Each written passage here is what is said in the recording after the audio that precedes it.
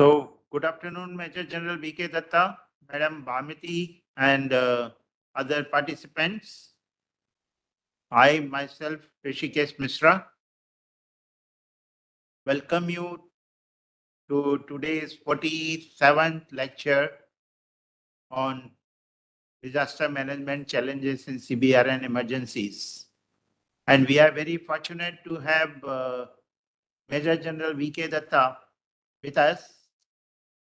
Major General Datta doesn't really need any introduction. He is a very well-known personality in the field of defense as well as the disaster management. But for the, sake of formalities or so-called the immediate exchange of information, I'll just read out his introduction very, very briefly. So Major General V.K. Datta is a multifaceted professional having over 54 years of vast experience in crisis and disaster management, administration at the national, state, and district level. He has served various forces, special forces, in fact, like counter-terrorist and counter-hijack unit under Cabinet Secretariat, National Security Guard, MHA, and commanded the Commando Battalion of NSG, the Black Cat Commandos, 51st, 51 Special Action Group.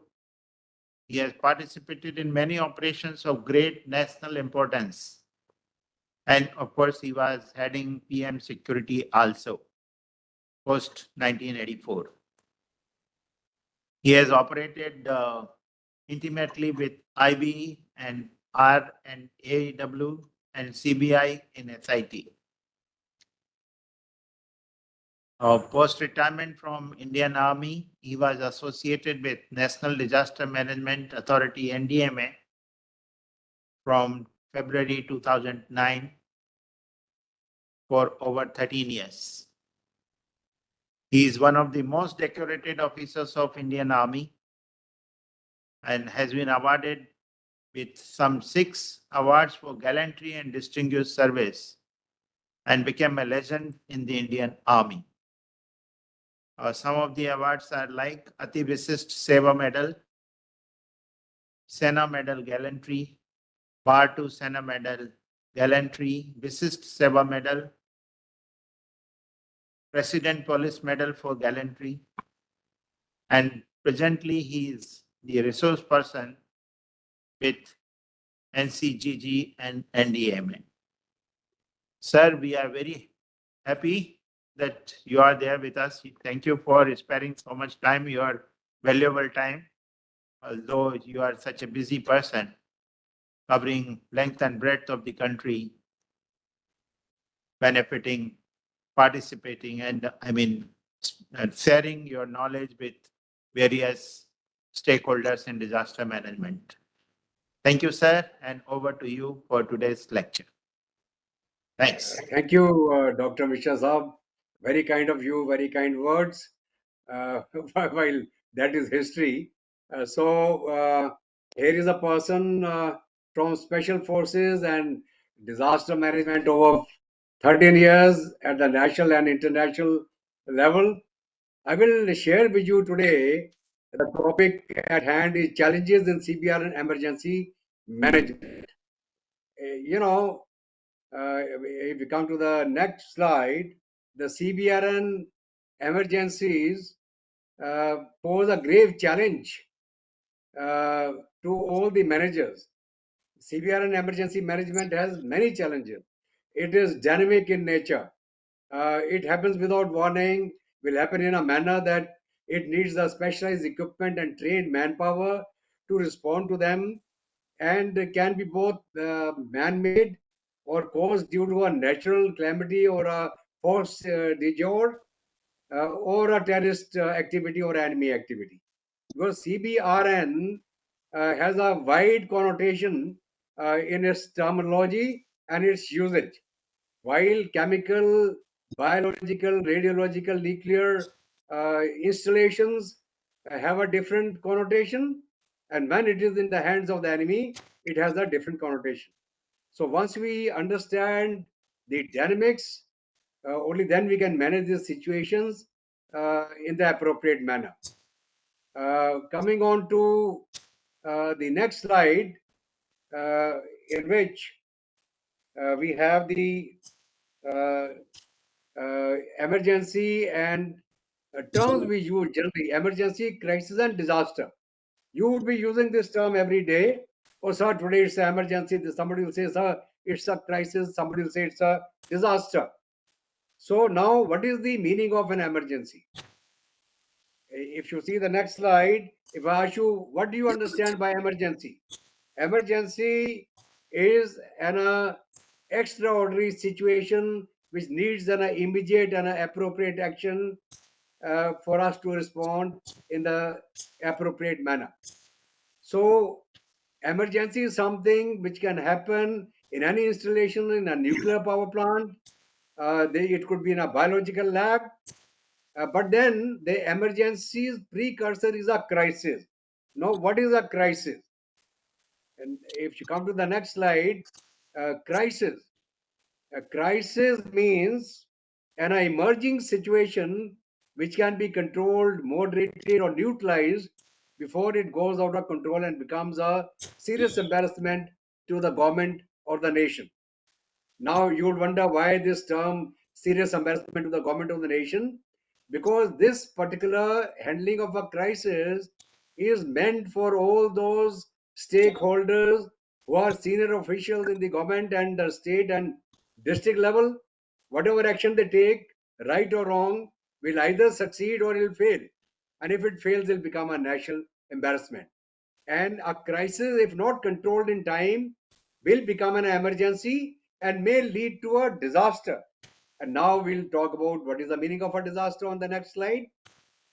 Disaster, uh, yeah, disaster means a catastrophe, mishap, calamity, or a grave occurrence in any area arising from natural or man made causes by accident or negligence, results in a substantial loss of life or human suffering or damage to and degradation and destruction of property and environment, and is of such nature that it needs outside assistance for the people who are affected in that area. So this is the legal language as per the DM Act, the meaning of disaster, and this covers everything. So, when we talk about a CBR, an emergency, it could start with a crisis, lead to an emergency, and maybe, if not handled in time, it will become a disaster. Now, coming on to the meaning of disaster management in the next slide. Disaster management, next slide, please. Yeah. Disaster management means a continuous and integrated process of planning, organizing, coordinating, and implementing measures for expedient prevention, mitigation, capacity building, preparedness, response, evacuation, rescue, relief, and rehabilitation. So it is a continuous process. It doesn't mean that you just wake up once in a while and you start thinking that I'll think about disaster management today. It is daily. All the stakeholders have a role to play on daily basis and ensure that all the systems are in place. And if anything happens today, we will be able to respond. Now, coming on to the disaster spectrum. In the next slide, uh, the next slide, please. Disaster spectrum. Now, disaster spectrum, both man-made and natural. You can start with an earthquake, which can lead to a crisis in a installation, whether it's a nuclear power plant or a chemical plant or anything. An earthquake, fire and explosion, industrial, chemical, and nuclear, epidemics like the COVID, corona, and all that, swine flu, H1N1, flood, tsunami, and cyclone, sabotage, terrorist attack, building collapse, accidents, rail, road, and air. Now, what does it mean? This means that at every level, every district, every state, must have plans for any kind of disaster or an emergency which may occur in that area of responsibility. It is not that, okay, here we have a nuclear power plant, nothing else is going to happen. There could be earthquake, it could be in a seismic zone. So you have to be ready at the administrative level, at the plant level, at the district level, at the state level, and of course at the national level, to be ready to handle any such situation. Now, coming on to the disaster management in India. Next slide, please. It is, I'm just sharing with you the perspectives of our evolution in the realm of disaster management. Until 2001, the responsibility was with the Ministry of Agriculture. If a flood comes, you just give a relief to farmers. Then the responsibility was transferred to the Ministry of Home in 2002. And the NDMA was established with the executive order in 2005, and the DM Act was passed in December 2005. Now, thereafter, the paradigm shift took place in our entire planning process and the response mechanism. Now, after the DM Act of 2005, the paradigm shift from a response and a relief centric approach to a proactive, preventive, mitigation, preparedness driven approach. That means you make sure that nothing goes wrong. You ensure the mitigation part. You ensure that you are ready to face any situation. So all these things are now part of the disaster management paradigm shift. And then finally, it laid down institutional coordination mechanism for effective disaster management at the national, at the state, and the local level. Now, what is the institutional mechanism? Next slide, please. Now, the institutional mechanism, if you come to the next slide, firstly, the Disaster Management Act of 2005, then the policy was taken out in 2009, and the first disaster plan was made in 2016 and then renewed in 2019. It has to be renewed every year, but it is now pending for the current year also, which the NDMA will be doing in conjunction with the NEC. Now, the disaster management structure is the NDMA at the national level, SDMA at the state level, and the DDMA at the district level. Then we have the National Executive Committee, which assists the MHA and the NDMA. And at the state level, we have the State Executive Committee headed by the Chief Secretary. And the National Disaster Response Force, the State Disaster Response Forces are available at the state level also. And at the national level, we have 14 battalions of NDRF now. I'll be talking more about that later. Then we have the National Institute of Disaster Management, under the NDMA and the MHA, which is responsible for training all officials and stakeholders in the realm of disaster management. And then at the district level, we have the civil defense, home guards, fire services, and the youth organizations and the NGOs. So this is the entire institutional mechanism which is present today in the country at all levels. Now, coming to the next slide, the overall structure. The Prime Minister is the ex officio chairperson of the NDMA. Now, therefore, whether it is Mr. Modi or it was Mr. Manmohan Singh in the Congress Avatar, the Prime Minister of India is the chairperson of the National Disaster Management Authority. Then under them, we got NIDM, NDRF, National Executive Committee, State Disaster Management Authorities, headed by the Chief Minister, State Executive Committee, headed by the Chief Secretary, and the District Disaster Management Authorities, headed by the District Magistrate or the collectors, respectively. So this is the entire institutional mechanism. Now coming on to the national level, the NDMA is the apex body with NEC, which deals with all the intercoordination with the ministries, and there are 14 ministries which are responsible for various kind of disasters. I'll be sharing a slide on this as to which ministry is doing what. Next slide, please. Now these are the details of the ministries in which the responsibilities are enumerated. Now, if we come to talk about chemical disasters, industrial accident, Ministry of Environment and Forest and Climate Change. If I talk about let's say nuclear and radiological emergencies, Department of Atomic Energy, Ministry of Home Affairs, and the various other kind of disasters are covered by various ministries and overall under the umbrella of the NEC and the NDMA. Now, coming on to the national vision. In the next slide, the national vision is to build a safer and a disaster resilient India by developing a holistic, proactive, multi disaster oriented, and technology driven strategy through a culture of prevention, mitigation, preparedness, and response. So, this is the national vision, and it flows down to the last administrative unit in India. Now, coming on to the apex crisis and disaster management operators in the next slide. Now, on the left hand side, you see the crisis management operators in the country. You have the NCMC, that is the National Crisis Management Committee at the national level.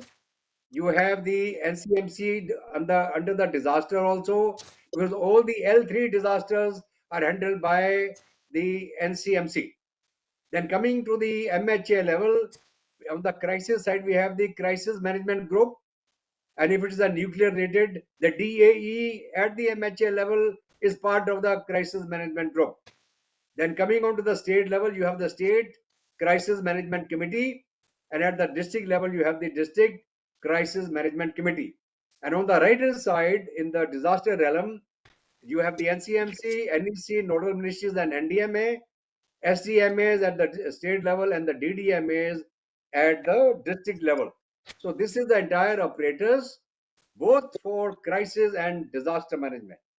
Now, whether it is the CBRN, it will be covered under both the crisis and disaster management, depending on the level and intensity of that disaster. Now, what is the meaning of crisis management, and which are the topics which come under that? In the next slide, please.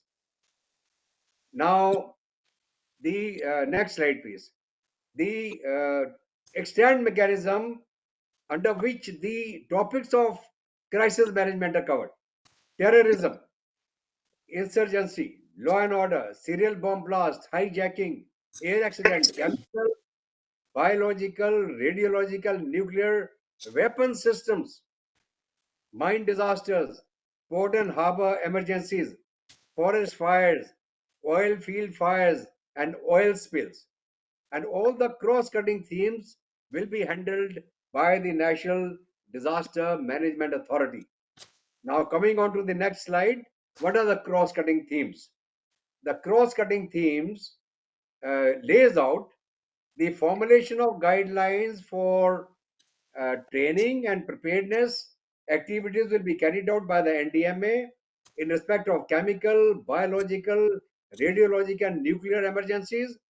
And the cross-cutting themes like the medical preparedness, psychosocial care, trauma management, community-based disaster preparedness, information and communication technology, training awareness generation, etc., for natural and man-made disasters will be attended by the NDMA in partnership with all the other stakeholders. Resources available with the authorities at all levels will be capable of discharging emergency support functions will be made available to both the ministries handling crisis and disasters at every level. That means whatever is there at the national, state, or the district level will be available for crisis management as well as disaster management. Now, coming on to the three-tier system and the forces which are there in the next slide, please. At the national level, we have the NDRF, the armed forces, the Central Armed Police Forces, and any other agency when required. At the state level, you have the SDRF and other state agencies.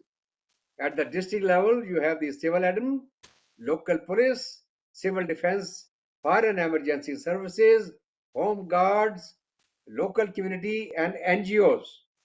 So this is the disaster response manpower, which is available at all levels from the national, state, and district level. Now coming on to the national vision for CBRN management. Next slide, please. Now, The national vision is to prevent any incident by taking all reasonably practical, technical, safety and security measures. In the event of an occurrence of CBRN event, take timely, managed, controlled, coordinated, and effective response to mitigate its consequences. So this is the national vision for CBRN management. Now coming on to the next slide, the characteristics of a CBRN agent. It is very important. Now, the CBRN agents have four key properties. Toxicity. It's the ability of a toxic substance to cause harmful effect on humans and livestock. Whether it is a radiation effect, it's a chemical toxic, or it is a biological material, toxicity of that material. Latency is the interval between the exposure to a CBRN agent and the first signs and symptoms of illness and disease. That is the beauty of the CBRN. Sometimes, by the time you get exposed to an CBRN agent, by the time it starts showing effect, would be a time lag. In some cases, it may be instant in case of a toxic gas or something like that. But otherwise, let's say a radiation or a biological or even a nuclear lower radiation, it takes time for causing any illness on a human body. Then persistency, the capacity of a CBR agent once released, it remains capable of causing significant harm for a prolonged period. It needs decontamination of the area. You have to evacuate people and the livestock and everything in that area to make sure that the things are not polluted. So it is it persists for a long. Then transmissibility. The main means of transmission of a CBR agent are cross contamination or direct physical contact. So that is why decontamination, when required, is very important. Um, all the people who are moving out from the hot zone to a safe area have to be decontaminated. This activity is done by trained manpower. It cannot be done by everybody, and you need special equipment and procedures for decontamination. Now, coming on to the effects of CBRN effect. Next slide, please. Effects of a CBRN event.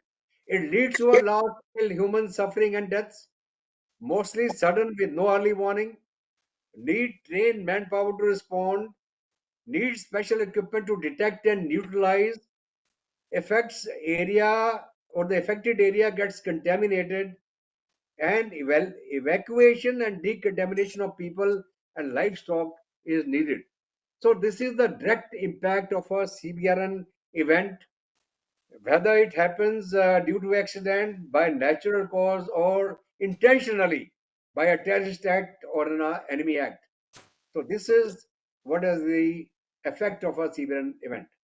Now coming on to the CBRN countermeasures. Next slide, please. Now, for countermeasures, you need proactive measures which have to be taken by the government, a corporate industry against chemical, biological, radiological, and nuclear threats. For its early detection, prevention, and safety of public and environment. So it is the responsibility of every installation, every industrial unit, every nuclear power plant, or wherever such a material is being handled in the environment or in our society. Now, coming on to the laws related to CBRN, which is important. Without laying down proper rules and regulations, it is difficult to implement and control. Now, these acts and laws complement the Disaster Management Act of 2005. Weapons of mass destruction and their delivery is also covered in this. Prohibition of Unlawful Activity Act of 2005. The Weapons of Mass Destruction 2005, Chemical Weapons Act 2000 towards effective CBRN incident management in India. India has a very comprehensive coverage of legal instruments for all aspects of CBRN incident prevention, control, response, and mitigation. Now, coming to the next slide, the standard operating procedures the SOPs to deal with the terrorist attack involving CBR and weapons right down to the district and municipal level have been laid down. Earmarked 14 battalions of NDRF for CBR and response, whether it's a man-made or due to a natural cause or due to an accident. The NDRF battalions today have been trained and equipped to respond to such situations. The states have been asked to raise their own state disaster response force on the lines of the NDRF, and therefore that is the first responder at the state level and at the national level, the NDRF.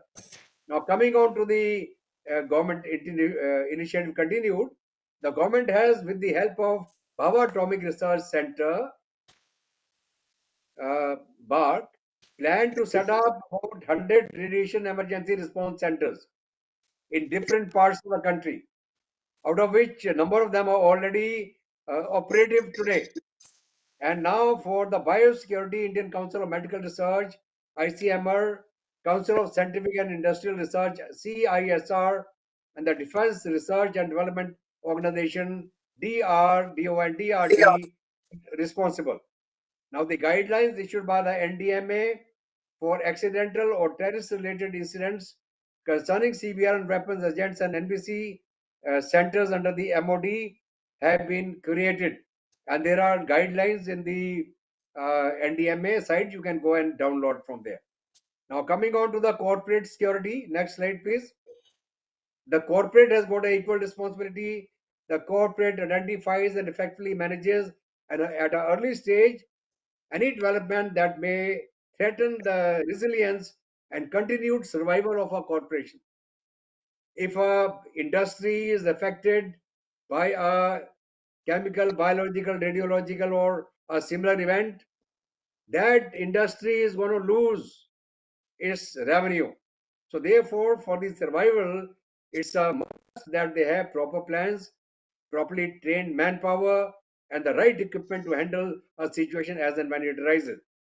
It is a corporate function that oversees and manages the close coordination of all functions within the company that are concerned with the security, continuity, and safety related to CBRN. Now, coming on to the emergency preparedness. Next slide, please. Now, there are two types of emergency action plans in any MH or a nuclear power plant. That is on-site emergency action plan. This on-site emergency action plan is based on disaster management uh, plan, which is prepared on the basis of risk analysis and consequence analysis and meets requirement of the Indian Factories Act of 1948 and also complies with the requirements of other directives from the AERB in respect of all issues related to nuclear handling. Off-site emergency action plan. Now, these plans should comply with the EPA 1986 and should be approved by the district administration and the AERB in case of all nuclear power plants. So, all these plans are in position. There are people responsible for the crisis management at the state and district level, and of course at the national level, and they take appropriate action in case of any situation. Now, hazard responsibilities. Next slide, please. Apart from the responsibilities of plant administration enforced through the different rules and regulations, the district administration is also responsible for managing the off-site emergency situations caused by any of these units in case the impact goes beyond the boundaries of that unit or installation. For example, on-site nuclear emergency or an off-site nuclear emergency. Now, therefore, leading to any off-site emergency situation. Therefore, the responsibility is within the plant of the plant management, and anything going beyond the plant is the responsibility of the district administration. Fine. Now, coming on to the chemical hazards, we'll now take them one by one. Chemical hazard, please. Major leakage of ammonia from process of storage vessels, major leakage of chlorine from chlorine tunnels, leakage of flammable explosive gases from processing vessels or hot run spares, major fire in naphtha tanks, major leakage of toxic gases from storage, LPG and hydrocarbon fire in storage or in transit. And same is the case for ammonia, chlorine, all in transit. If the tankers or the tonners which are taking such meets with a road accident, you will have a chemical situation in a built-up area, in a inhabited area, and the civil administration has to respond immediately. Firstly, to detect, then isolate and neutralize. So this is a big challenge, and today all the state governments and the district authorities are geared for this. Now coming on to the chemical threats. Next slide, please. Prevention and preparedness for management of chemical requires chemical detection equipment, protection equipment like face masks, gloves, boots, suits, PPEs, and decontamination material and equipment and training for the stakeholders. Otherwise, without that, you can't. Now, when we talk about the legal framework, we'll continue. Next slide, please. Legal framework. Explosive Act of 1984. When you get time, please read these. The Petroleum Act of 1934, that is 1884, 1934, Factories Act 1948, Inflammable Substance Act 1952, the Insecticide Act 1968, Static and Mobile Pressure Vessel Rules 1981. The focus was mainly on on-site management of disasters. All these rules were made for on-site. And then, when you realize, and then comes the next slide, uh, the Environment Protection Act of 1986, known as the Umbrella Act, provide a comprehensive coverage and framework for all environmental issues, including risk management. Rules and guidelines have been issued under the EPA 1986. Now, CAEPR rules under EPA 1986 provide for institutional mechanism at the national, state, district, and local levels for disaster preparedness, planning, and response in case of chemical accidents that has been later also incorporated in the DM Act of 2005. Now, equipments required, PPE. Next slide, please. The PPE required for the personnel which go into the areas which are contaminated, PVC suits with hood for full body protection, industrial type canister mask, self-contained breathing apparatus, including usage and time, fire entry suits, fire proximity suits, chemical splash suits. This is the bare minimum equipment required for handling any basic CBRN event. Now, coming on to the biological threats, please. Next slide. Now, the biological threats, the main agent which is generally used is the anthrax, and one of the most likely agents to be used because anthrax makes a good weapon since it can be released quietly and without any knowing. The Bacillus anthracis and the bacteria that cause the anthrax is one of the biological agents used for biowarfare. In addition, toxins like the ricin are also used by the terrorist groups. The microscopic spores could be put into powder, into a spray, into food, into water. Because they are so small, you may not be able to see them with naked eyes, neither smell them. So again, the question of detection by the time the incubation period starts. And it is said that the COVID and the corona was also a biological warfare started by the Chinese. And under the corona period, the Chinese tried to annex and get into our uh, uh, Leh Ladakh area. You must be aware of that.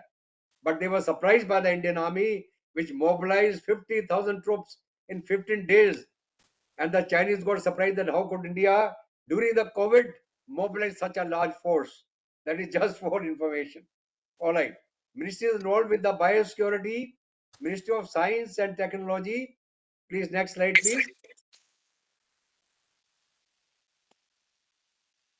Ministry is involved with the biosecurity, please. Next slide.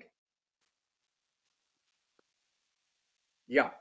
Now, Ministry of Science and Technology, Ministry of Health and Family Welfare, Ministry of Environment, Forest and Climate Change, and laws and regulations covering biosecurity from WMD laboratories, biosafety and biosecurity vaccine development, disease research, and DNA testing are managed by these ministries through the Indian Council of Medical Research, ICMR, Council of Scientific Industrial Research, CISR, and Defense Research and Development Organization, DRDE and DRDO.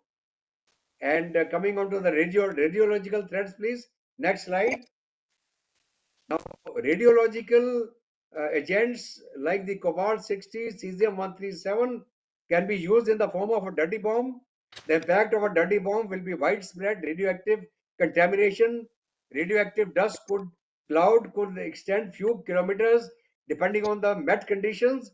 Inhalation of radioactive dust and consumption of contaminated food and water will cause radiation sickness. Prevention and management of radiological terrorism requires radiological sensors, radio monitoring of ports and airports, creation of detection, decontamination, and specialized medical facilities for the treatment of people who suffer from radiation. Then, what is a dirty bomb? Just as a general knowledge. Next slide, please. What is a dirty bomb? Dirty bomb. Next slide, please. Dirty bomb is a speculative radiological weapon that combines radioactive material with conventional explosive. Its purpose would be presumably to create psychological and not exactly physical harm through ignorance, mass panic, and terror. For this reason, dirty bombs are sometimes called the weapons of mass disruption because it actually has very limited radiation effect other than the blast effect of the conventional explosive and the spread of the radioactive material through the wind and the met conditions. Now, dirty bomb RDD, next slide please. A dirty bomb is also known as radiological dispersal device. Conventional explosives such as dynamite C4 is packed with radioactive material that scatters into the atmosphere and surrounding environment when the bomb is detonated. Next slide please. This is how RDD looks like. It's a radioactive material with actual high explosive, and anybody can detonate it. Nothing to worry about that. Effects of a dirty bomb. Next slide, please. All right. Containment and decontamination of thousands of victims, as well as decontamination of affected area, might require considerable time, expenses, rendering area partly unsuitable, unusable, and causing economic damage. Possible RDD material could come from the millions of radioactive sources used worldwide in the industry for medical purpose and academic application. You must be aware of the Mayapuri incident. Somebody, Kabadi bought a X-ray machine, dismantled it, and took out the cobalt 60, and the entire area got radiated. So that is the effect of a, an involuntarily done action. Next slide, please. Radiological materials which can be used otherwise. It is americium 241, californium, cesium, cobalt, iridium, plutonium, polonium, radium, and strontium. So these are the materials which anybody can use, an enemy or a terrorist or thing. Okay. Now the nuclear power plants. There are 22 nuclear power plants.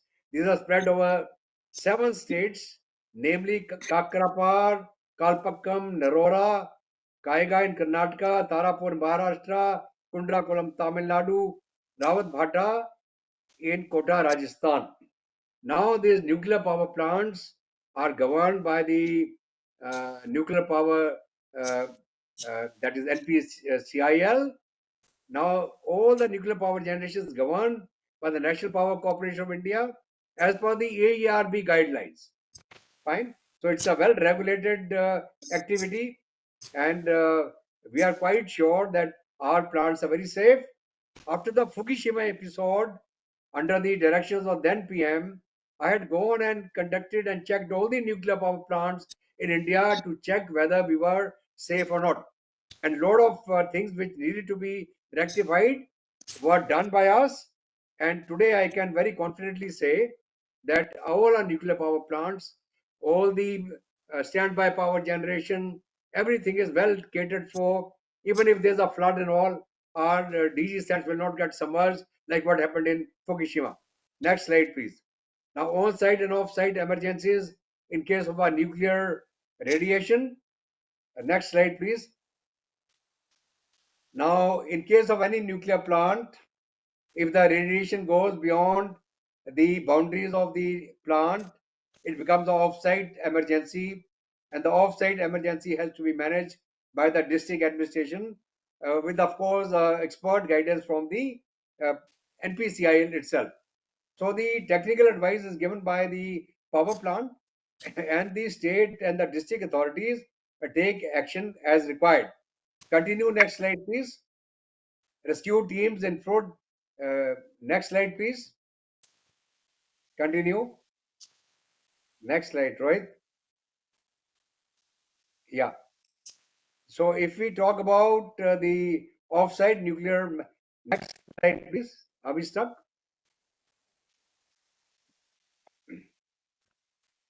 Yeah. Rescue teams in full breathing apparatus. Next slide. Continue. Continue the slideshow. It is just showing what all is done offsite management. Yeah. Continue. Okay. Disaster crisis preparedness. Just hold here. Now, disaster and crisis preparedness and emergency response plans are written policies and procedures that prevent or minimize damage, loss from disaster, crisis, either man-made or natural. They should be tailored to cover all relevant threats and risks to an area at the national, state, and district level. The plan should also outline the responsibilities of various stakeholders, organization, resources should be given for that. Now, the government CBR initiative, next slide, please. We'll quickly go through that. Next slide, please. Okay. ERCs to be established all over the country wherever there is a nuclear plant or a district which has some special training for police, fire, and emergency services to handle such cases. Detection equipment to be procured for the police and the fire services. Hazmat vehicles to be available for response. All NDRF battalions to have CBRN capability. Awareness and control of orphan radiation sources should be very strictly maintained. Next slide. Shortcomings and lessons learned. Next. We'll go slightly faster. Okay. Delay in assessment of the situation and information. This happens because of breakdown of communication. Then you don't know from where to mobilize the resources. And finally, the need to enhance the awareness of the local population and their capacity who might get affected. Next slide, please. And therefore, we have introduced in the country something called the incident response system, which is a well organized system where we have the incident response teams at the national, state, and district level. Fine. This is a system which nominates the people for their role, trains them and to understand and do their role, and they are the ones who will respond in a situation. Next slide, please. The complete structure of the IRS. Next slide. Next slide. There are 39 positions in the IRS. Every district, every state government has this system. Fine. Now the names are given. You can see this in your own time. There's a responsible officer, incident commander.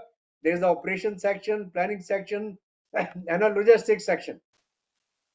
These are the people who are called the incident response team. They are now organized in every state and every district to respond. Fine. And this is a mirror at the state, district, and the subdivision and the block level. Next slide, please. Yeah, next slide. Next.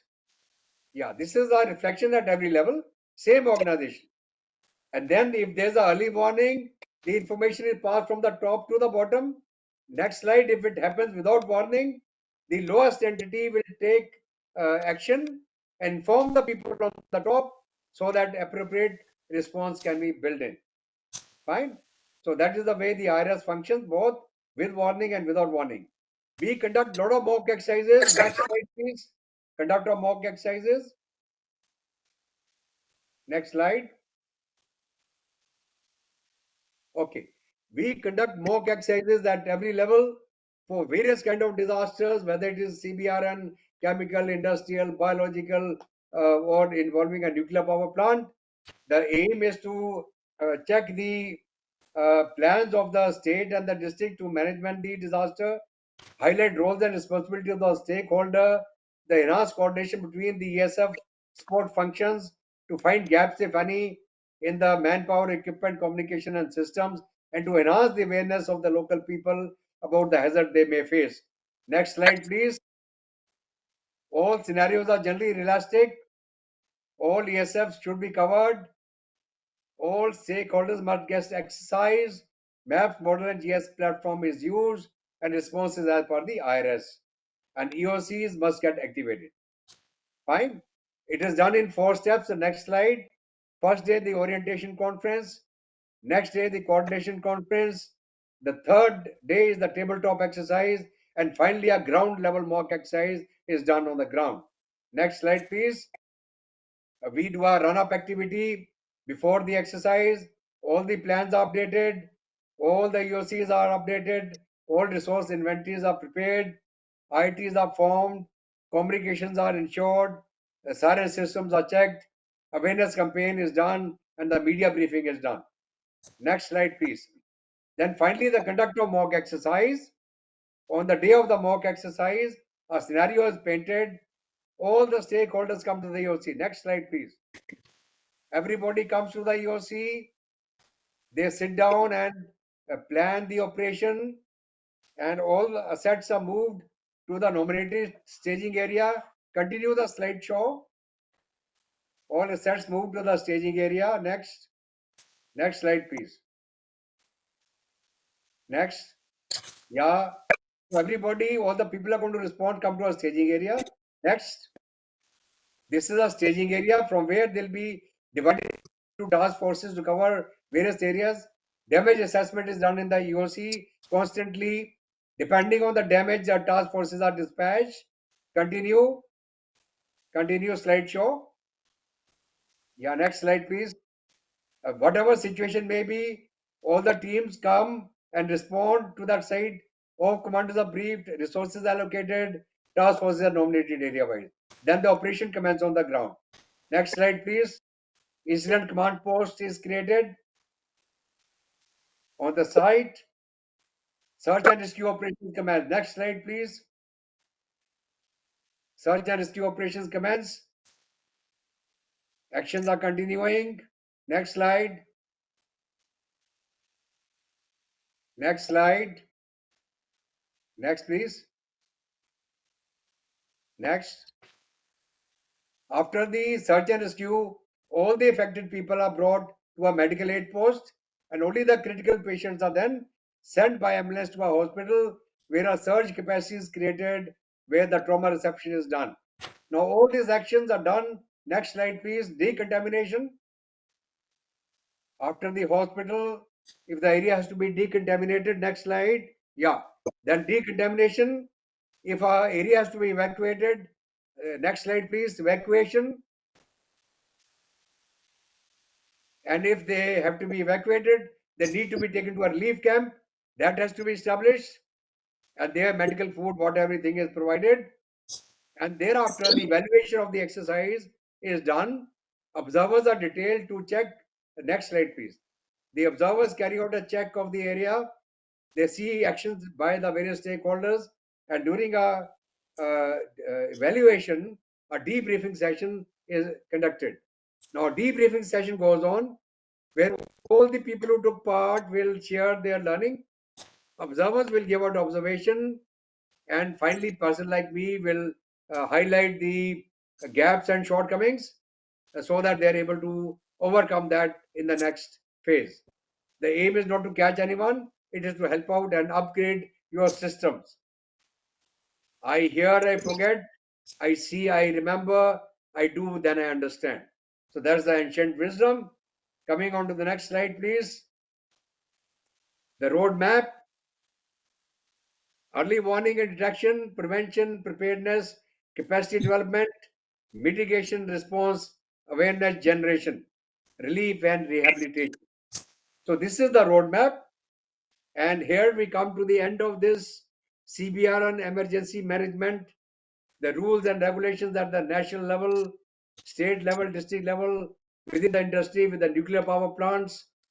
There is a very definitive responsibility laid down at every level.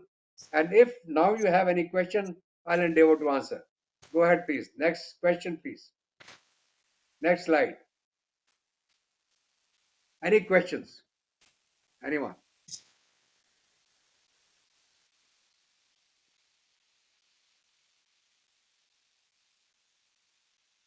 Dr. Saab, I hope we are in time. Thank you, Major General Dattaji. It was really very, very informative and comprehensive in the nature. And generally, question answers we receive and we pass on to the lecturer, and so that answer can be provided to the participants in due course of time. Yeah. So, if any questions come, we will forward it to you, sir. You can share this PPT with all the participants.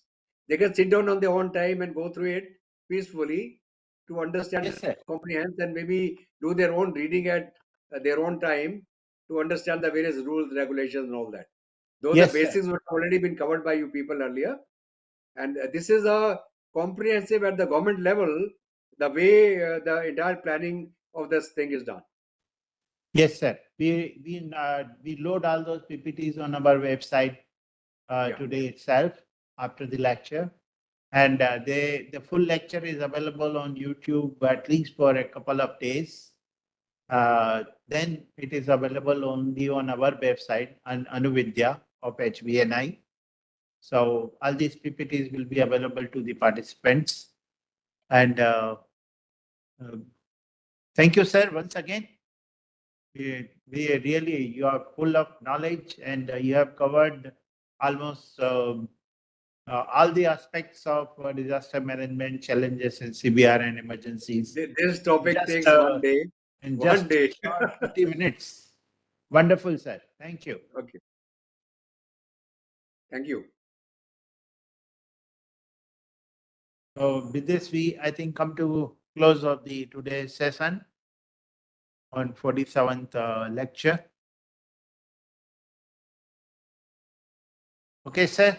So we'll close Okay, it here. thank you. Thank you. Nice, Thank you very nice much. being with you. Yeah.